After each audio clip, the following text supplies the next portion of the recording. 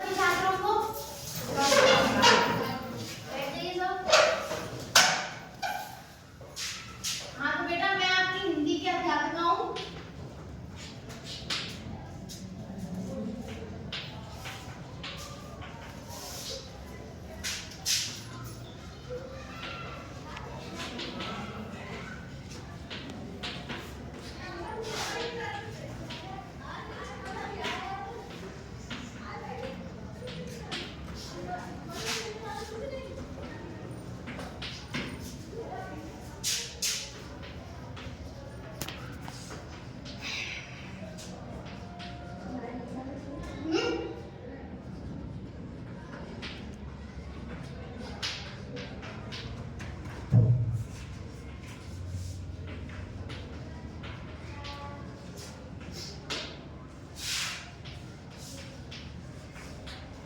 और मेरा नाम योगिता नारद है ना। अब मैं आपकी हिंदी की अध्यापिका हूँ। मैं आपसे कुछ प्रश्न पूछूंगी आपके पूर्व ज्ञान से संबंधित, ठीक है।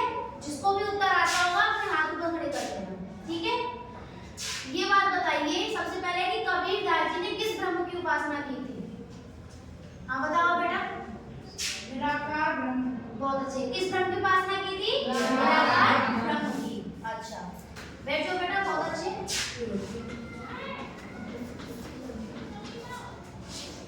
ये जो निराकार शब्द है ये किन दो शब्दों से मिलकर बना हुआ है? कौन बताएगा? ये निराकार शब्द किन दो शब्दों से मिलकर बना है? बताओ बेटा। निर प्लस आकार। बहुत अच्छे। बैठो बेटा। किन दो शब्दों से मिलकर बना है ये? निर्धन आकार।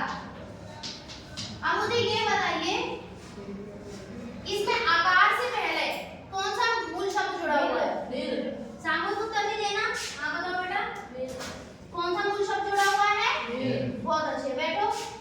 ये जो निर शब्दांश है ये निर शब्दांश क्या है? क्या है ये निर शब्दांश? हाँ बताओ बेटा। बहुत अच्छे, बहुत ही अच्छे। बैठो। निर शब्दांश क्या है यहाँ पर? उपसर्ग।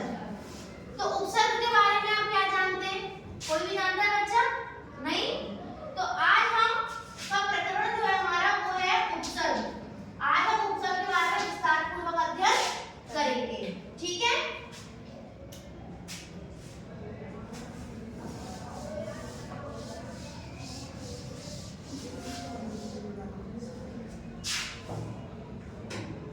तो सबसे पहले हम पढ़ेंगे उपसर्ग की परिभाषा। क्या पढ़ेंगे? उपसर्ग की परिभाषा। कोई जानते हैं उपसर्ग की परिभाषा? नहीं। तो उपसर्ग की परिभाषा होगी बेटा कि वे शब्दांश जो शब्द के आगे जुड़कर, साथ साथ बोलो, वे शब्दांश जो शब्द के आगे जुड़कर उसका अर्थ परिवर्तन या विशेषता में परिवर्तन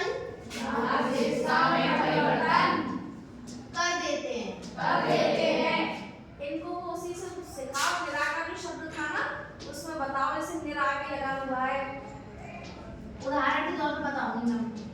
नहीं वो उपसर्ग उसी में से निकल आता है, समझ में जाएगा। विशेषता में परिवर्तन कर देते हैं। वे क्या कहलाते हैं? उपसर्ग। जैसे बेटा अभी मैंने आपको एक शब्द बताया था यहाँ निराकार, है ना।